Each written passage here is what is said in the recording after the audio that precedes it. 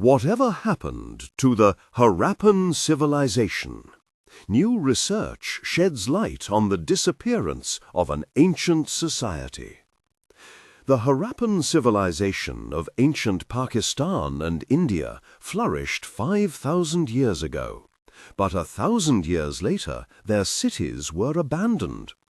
The Harappan civilization was a sophisticated Bronze Age society who built megacities and traded internationally in luxury craft products, and yet seem to have left almost no depictions of themselves.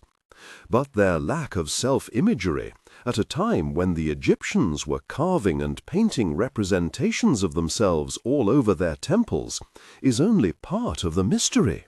There is plenty of archaeological evidence to tell us about the rise of the Harappan civilization, but relatively little about its fall, explains archaeologist Dr. Cameron Petrie of the University of Cambridge.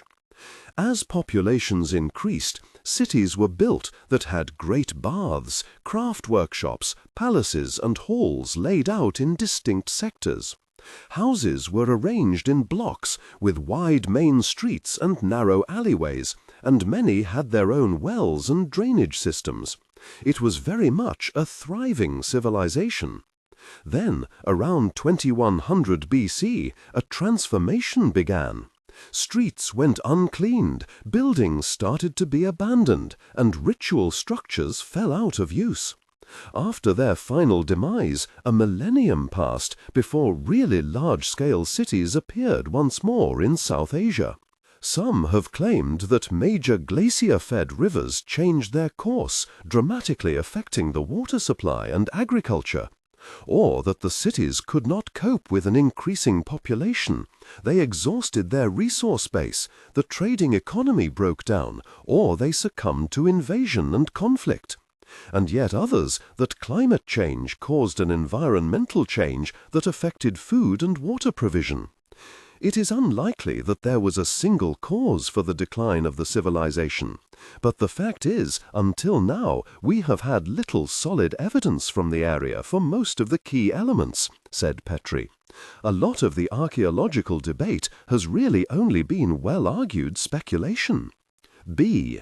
A research team led by Petrie, together with Dr. Ravindranath Singh of Banaras Hindu University in India, found early in their investigations that many of the archaeological sites were not where they were supposed to be, completely altering understanding of the way that this region was inhabited in the past. When they carried out a survey of how the larger area was settled in relation to sources of water, they found inaccuracies in the published geographic locations of ancient settlements ranging from several hundred meters to many kilometers. They realized that any attempts to use the existing data were likely to be fundamentally flawed.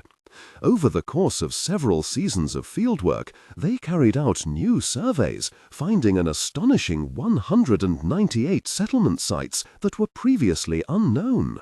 Now, research published by Dr. Yama Dixit and Professor David Hodel, both from Cambridge's Department of Earth Sciences, has provided the first definitive evidence for climate change affecting the plains of northwestern India, where hundreds of Harappan sites are known to have been situated.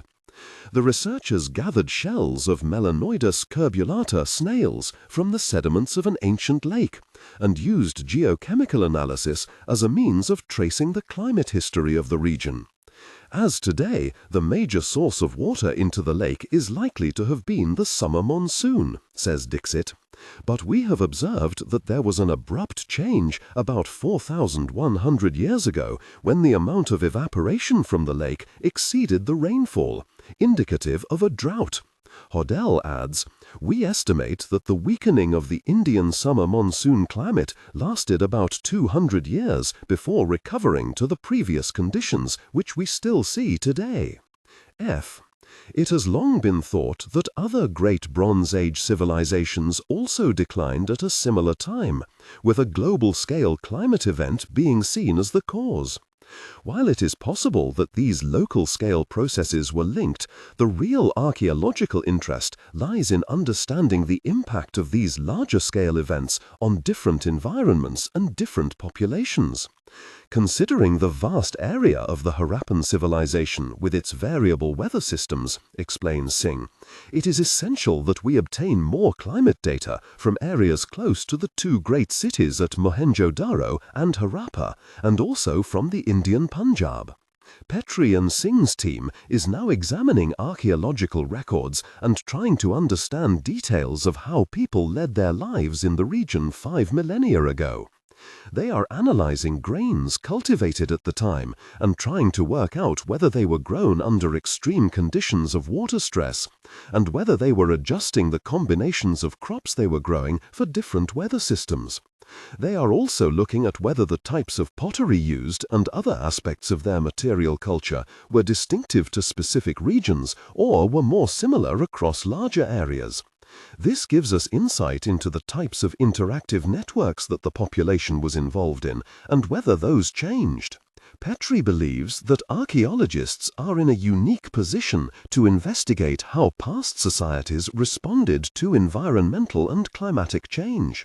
By investigating responses to environmental pressures and threats, we can learn from the past to engage with the public and the relevant governmental and administrative bodies to be more proactive in issues such as the management and administration of water supply, the balance of urban and rural development, and the importance of preserving cultural heritage in the future.